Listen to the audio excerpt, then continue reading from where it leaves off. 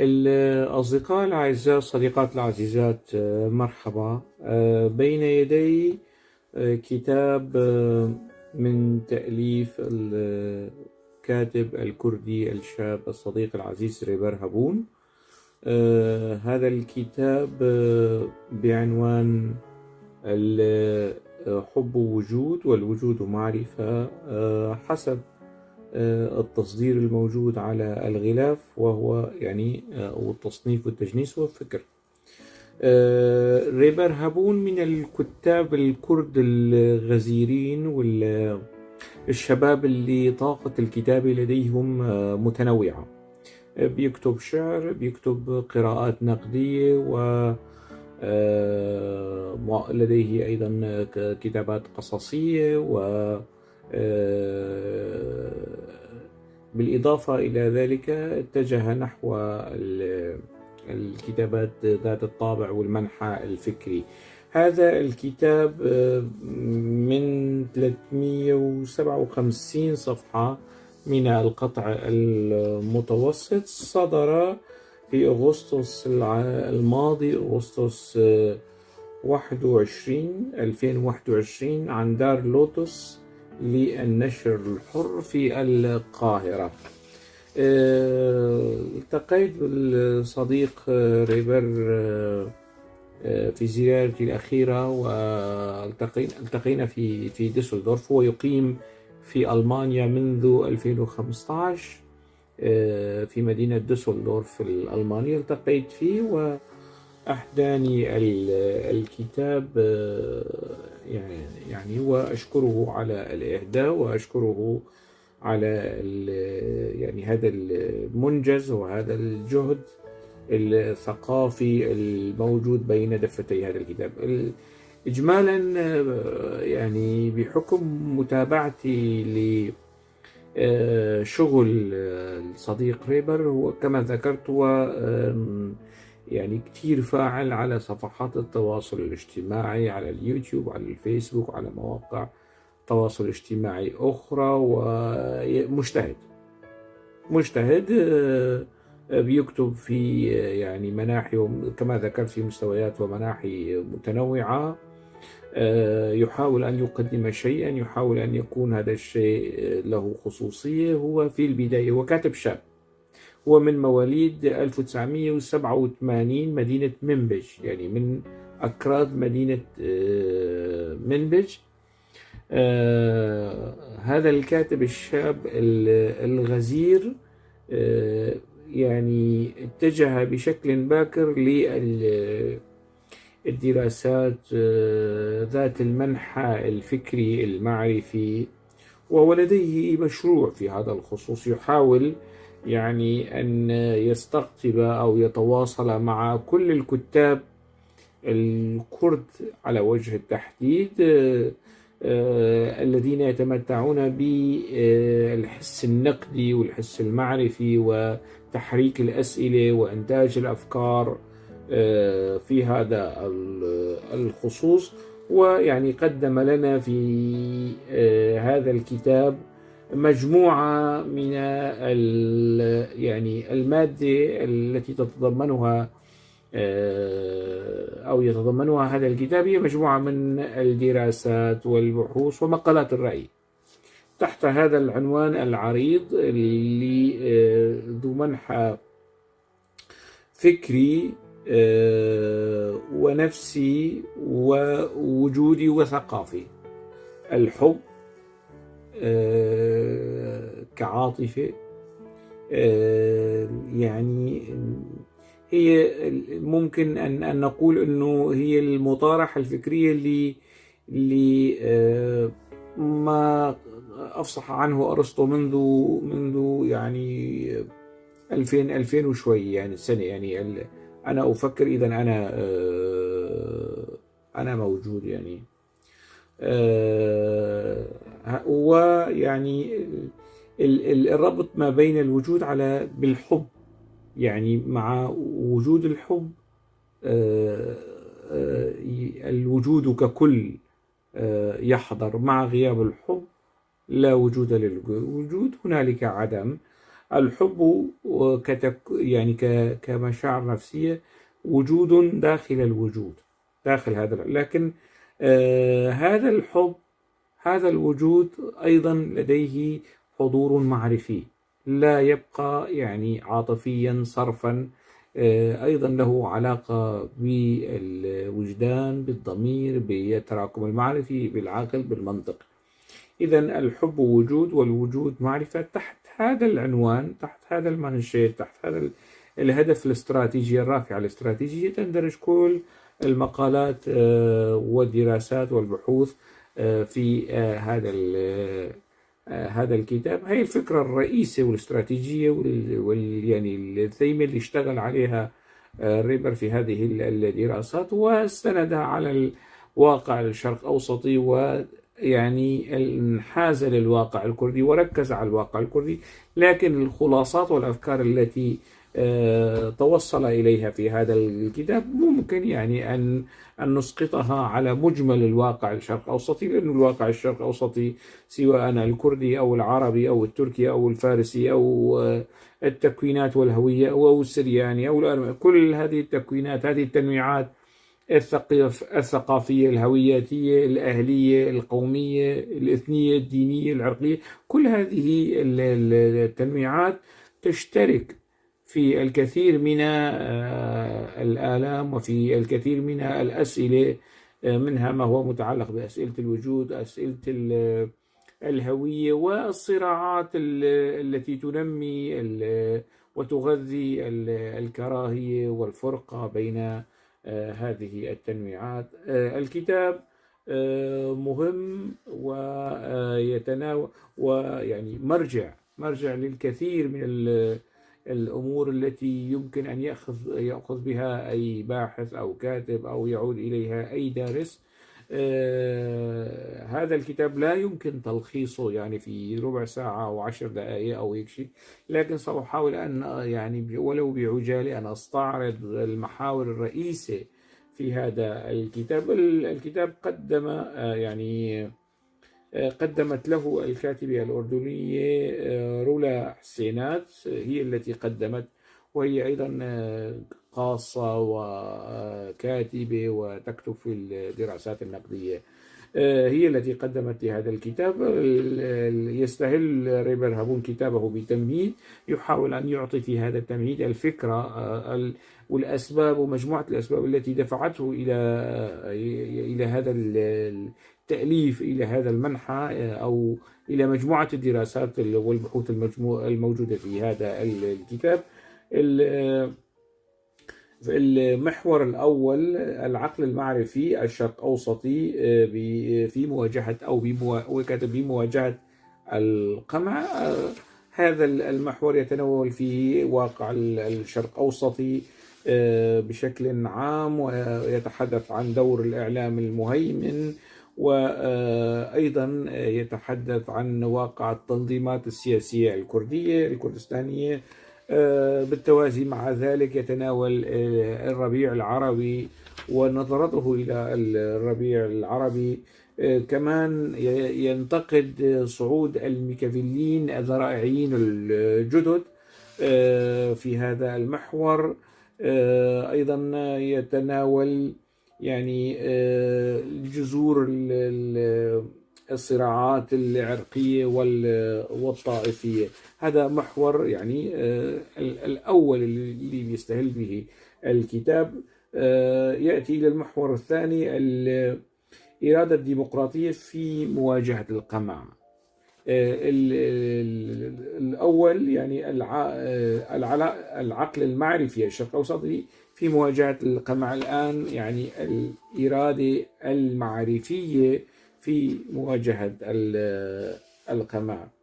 يتناول فيها ثنائية الأنا والآخر،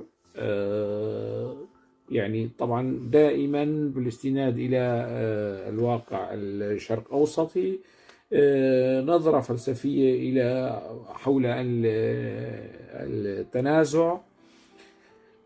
أيضا ضمن هذه الكتابة الأدبية كنوع يعني أو كأسلوب كوسيلة للمواجهة، مواضيع ومحاور مهمة في هذا الحيز من الكتاب. ويعني هالمحور طويل شوي، يعني تقريبا أخذ بحدود 40 صفحة من الكتاب، اللي كما ذكرت هو 357 صفحة.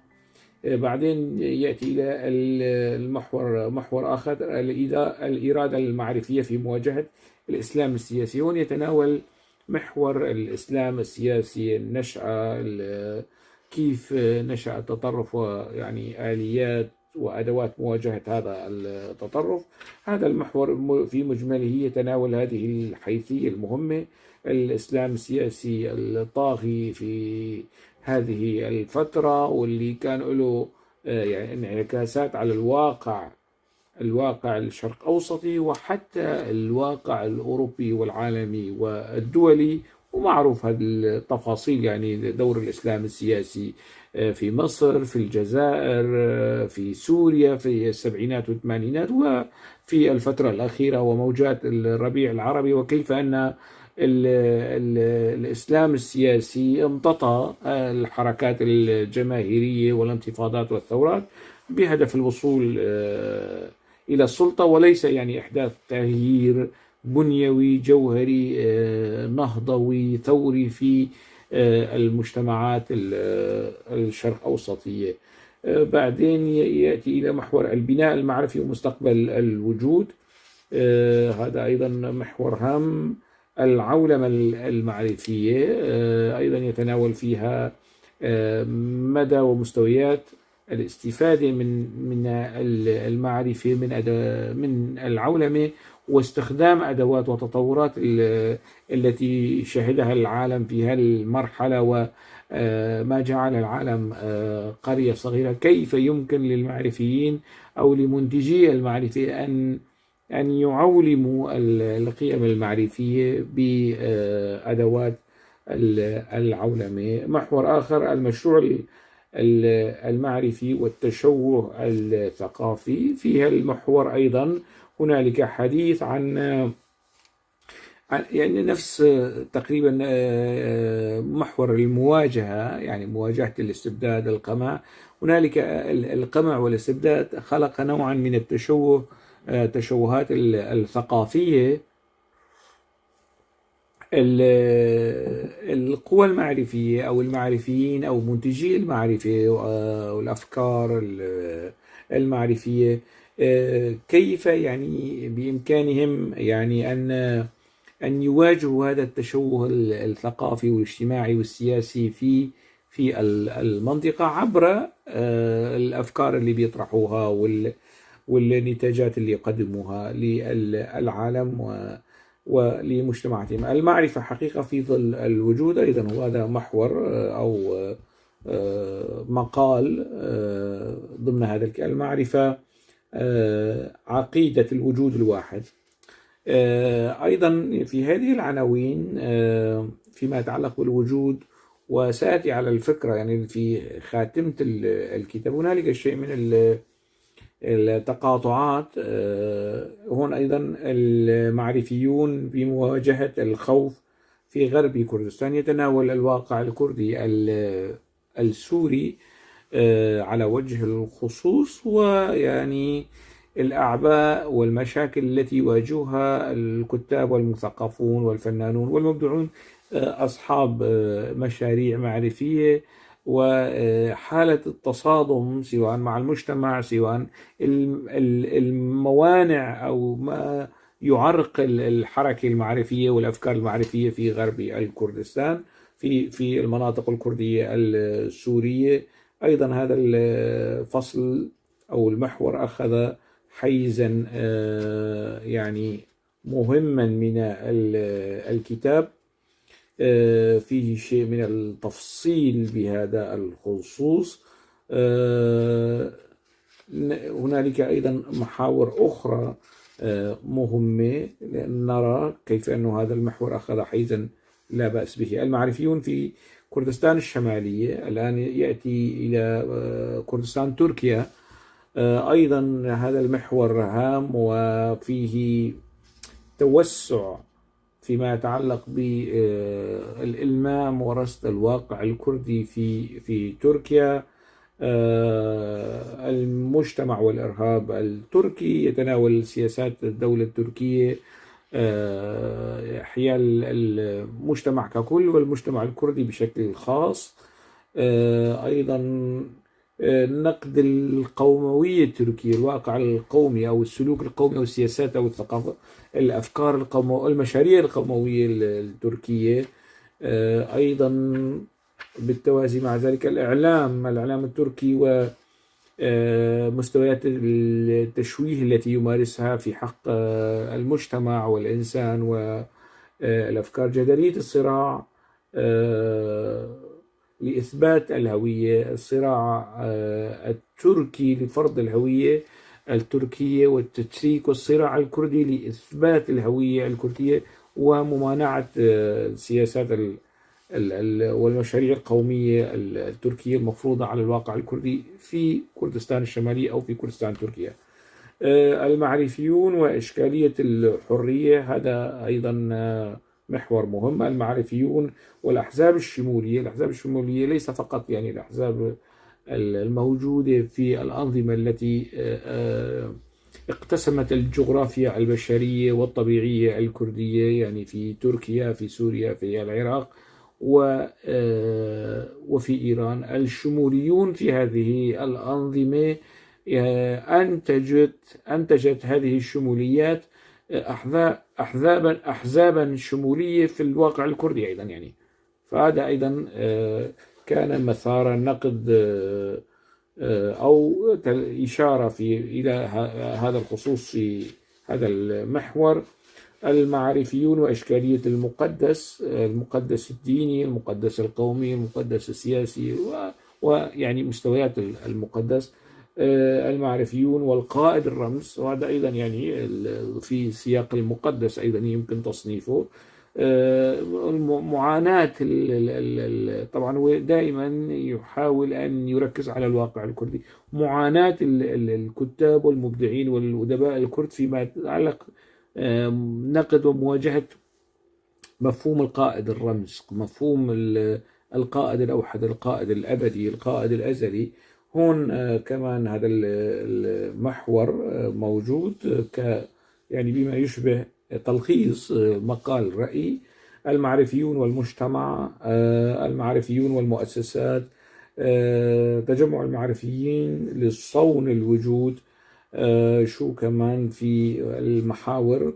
حرية الفكر المعرفي بمواجهة التجهيل الممنهج. أيضا حول الشرق الأوسط وسبل الحل. هون أيضا يعني يتحدث عن مشاكل الشرق الأوسطية والأفكار اللي بيطرحها يعني في هذه السن المبكرة، بيحاول يطرح أفكاره الخاصة أو رؤاه الخاصة ما يتعلق يعني الحلول التي يراها مناسبة لقضايا الشرق الأوسط. سبل معرفية لمناهضة العنصرية، الاغتراب والشمولية. هذا أيضا بحث يعني شوي يعني واضح أنه متعوب عليه لجهة المصادر والمراجع واللي استند عليها. والمحور في الخاتمة أيضا يختتم يعني مجموعة هذه الدراسات والمقالات الرأي والبحوث اللي أنا في تقديري يعني أصنفها على أنها تنتمي إلى الدراسات الثقافية ذات المنحى الفكري. هو اجتهد في هذا الخصوص، تعب، هنالك جهد وتعب واضح في هذا الكتاب لجهة تجميع المادة وتوثيقها وترتيبها وحتى تأخذ هذا الشكل النهائي. هنالك جهد واضح في تأليف هذا الكتاب. هون في الخاتمة أيضا يعني يلخص الأفكار الأخيرة اللي يعني توصل إلى حصيلة هذه الأفكار في تقريبا يعني في صفحتين، يعطي قارئه خلاصة ما يعني مجمل هذه البحوث والدراسات، الأفكار الرئيسية لخصها في الخاتمة. طبعا نحن أيضا يعني من الصعوبة جدا بمكان أن ألخص، أن أنجح في تلخيص هذا الجهد الكبير والهام في هذه العجل. فقط أردت الإشارة إلى أهمية هذا الجهد، وأكيد هنالك مشاكل سواء ما يتعلق بعدم الاتفاق مع الأفكار أو مع منهجية البحث أو مع هذه أمور تفصيلية يعني لا يمكن أن نعرضها في الفيديو مقتضب أو كذا. لكن المهم جدا أنه هذا الكتاب يعني يحظى بنسبة عالية من المقروئية والمتابعة والقراءة والنقد أيضا، ومع الأخذ في الحسبان أنه شاب في مقتبل العمر، يعني في الثلاثينات من عمره، في مطلع العقد الرابع من عمره، يأخذ هذا المنحى في الكتابة، الدراسات الثقافية ذات المنحى الفكري المعرفي. هذا المسعى الثقافي بحد ذاته يعني مهم جدا، و يعني هو مثار تقدير وليس بالأمر الهين تناول هكذا مواضيع وهكذا مسائل وسط يعني الكثيرين من الكتاب الشباب الكرد اللي يعني يتجهون للشعر للرواية. هو أخذ هذا، طبعا هو اتجه ويكتب الشعر يعني سابقا وحاليا، له نتاجات وأصدارات شعرية وإصدارات قيدا للنشر أيضا، وأيضا شخص فاعل يعني فيما يتعلق بالبصريات، له قناة على اليوتيوب ونشط إلى حد، وليست لديه يعني من الأشخاص اللي ما عندهم هالعقد والمشاكل، يعني بإمكانهم يعني ما عنده هالمشكلة في التواصل مع كتاب وأدباء يعني ربما تكون بينهم خلافات أو خصومة أو قطيعة، ما عنده، بمعزل عن المشاكل البينية ما بين الكتاب والأدباء، ويحاول أن يتواصل مع الجميع. يجتهد في كتاباته الشعرية والأدبية والثقافية، ويعني ينطبق عليه القول الدارج أنه من اجتهد وأصاب فله أجران، ومن أخطأ فله الأجر. دائما الاجتهاد محل احترام وتقدير، سواء يعني كان المجتهد صاحب مشروع شفهي أو صاحب مشروع تحريري يثمر كتبا ودواوين وروايات ومجموعات قصصية وفعل ثقافي مكتوب ومحرر وفي متناول الناس. في هذه العجالة حاولت أن أقدم للقارئ ولو نبذة مقتضبة جدا جدا جدا عن هذا الكتاب، على أمل أن أكون يعني وفقت في تقديم هذا الموجز. هو بكل تأكيد يعني ليس عرضا شاملا لمضمون هذا الكتاب، إنما عرض للمحاور الرئيسية والأفكار الرئيسية اللي في هذا الكتاب، حتى كتاب آخر ووقفة أخرى. ألقاكم على خير.